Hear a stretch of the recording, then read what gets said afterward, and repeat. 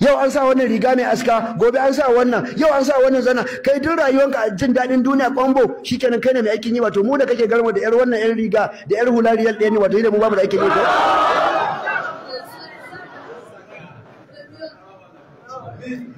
Kai ka sani inda waɗannan abubuwan suna burge ni, wallahi in ka sa ɗaya dan sa 100, wallahi dan sa 100, wallahi dan sa 100, wallahi dan sa 100, kuma ba wanda zai dinka mun, ni zan dinka ma kaina. Dan ni ba sune a gabana ba, ni wallahi ma dauki su a bakin komai ba. Ni na san farko na ƙasa, ƙarshe na ƙasa, to me kuma duniya? Duniya. Na gaya muku wani sahabin manzo Allah da na zo sai da ne kuka ana saboda tsaban tausayi. Wallahi sai yasa tarihin wannan bawan Allah ban cika karanta yau, duk lokacin da na zo karanta shi wallahi sai hawaye ya zubo mini. Musulunta fa yi fa a zamanin manzo Allah sallallahu alaihi wasallama.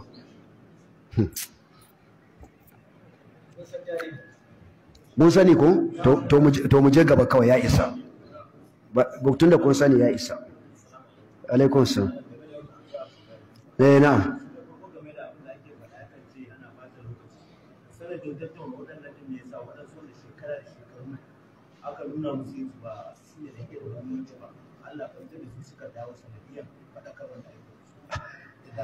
A yau ɗin nan sai da wani ya ce mun malam Allah ma albarka, Allah ma albarka, Allah ma albarka.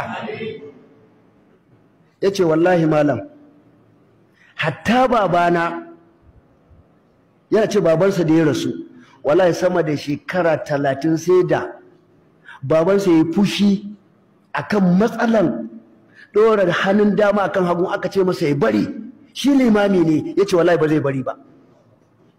Kuma kun san wanda ya ce masa ya bari? Allah ba dan faɗi sunansa ba saboda darajar ɗansa.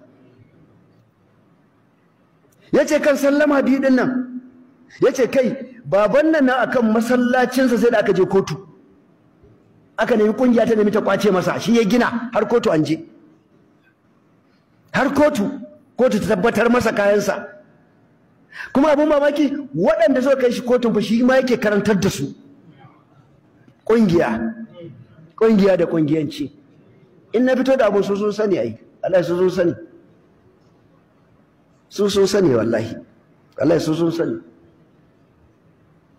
To abin yana nan yana ci gaba, yana tafiya, kuma duk a ja baki ai shiru.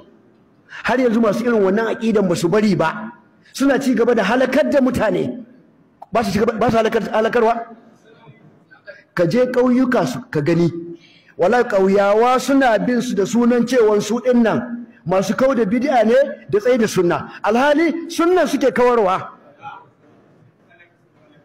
Sun halakar, amma wannan saboda rashin ilimi wallahi suke bin su.